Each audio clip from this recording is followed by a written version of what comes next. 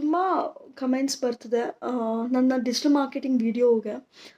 They all are asking me communication skills ತುಂಬಾ ಇಂಪಾರ್ಟೆಂಟಾ digital marketing ಕೆರಿಯರ್ಗೆ ಅಂತ.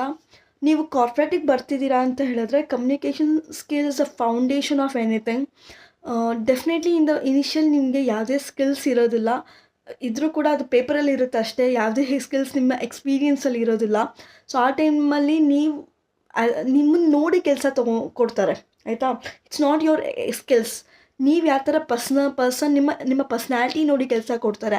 ನಿಮ್ಮ ಪರ್ಸ್ನಾಲಿಟಿನ ನೀವು ಹೇಳಬೇಕು ಅಂತ ಅಂದರೆ you should have a very good communication skills, ಆಯಿತಾ. ಒಂದ್ಸಲ you enter into the company you have to work with a cross functional team. ಹಂಗಂದರೆ ತುಂಬ ಜನ ಟೀಮ್ ಇರ್ತಾರೆ.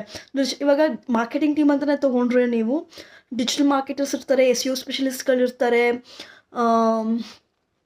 Video creators, video editors, graphic designers, UX UI designers, product designers ಇರ್ತಾರೆ.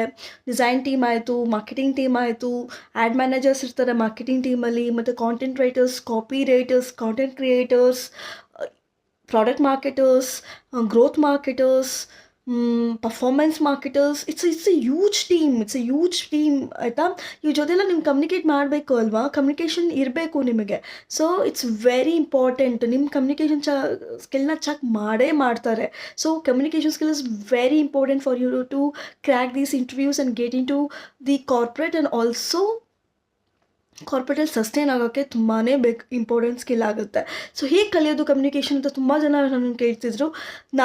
ನಾನು ಕೂಡ English medium ಸ್ಕೂಲಲ್ಲಿ ಓದಿದ್ದು, ಬಟ್ ನನಗೂ ಕ್ಲೀನಾಗಿ ಬರ್ತಿರ್ಲಿಲ್ಲ ಇಂಗ್ಲೀಷ್ ಮಾತಾಡೋಕ್ಕೆ. ನನ್ನ ಡಿಗ್ರಿಯಲ್ಲಿ definitely I have to learn it. ಏನಕ್ಕಂತ ಹೇಳಿದ್ರೆ ನನ್ನ ಕಾಮೆಡ್ಗೆ ಫ್ರೆಂಡ್ಸ್ ಇರ್ತಿದ್ರಲ್ಲ, ಎಲ್ಲ ನಾರ್ತ್ ಇಂಡಿಯನ್ ಫ್ರೆಂಡ್ಸ್ ಇರೋರು, ಅವ್ರ ಜೊತೆ ಮಾತಾಡ್ತಾ ಕಲಿಯೋಕ್ಕೆ ಶುರು ಮಾಡ್ತಿದ್ದೆ. ಬಟ್ ನೀವು ಒಂದನ್ನು ಯಾವಾಗೂ ಯೋಚನೆ ಮಾಡಬೇಕು, ಇದು ಮೈಂಡಲ್ಲಿ ಇಟ್ಕೊಳ್ಬೇಕು. ಕಲಿಯೋಕ್ಕಿಂತ ಮುಂಚೆ ದ ಮೈಂಡ್ ಸೆಟ್ ಶಿಫ್ಟ್ ಆಗಬೇಕು. ಯಾರಾದರೂ ನಿಮ್ಮ ಇಂಗ್ಲೀಷ್ ಸರಿ ಮಾಡಿದ್ರೆ ಡೋಂಟ್ ಗೆಟ್ ಅಫೆಂಡೆಡ್, ಆಯಿತಾ.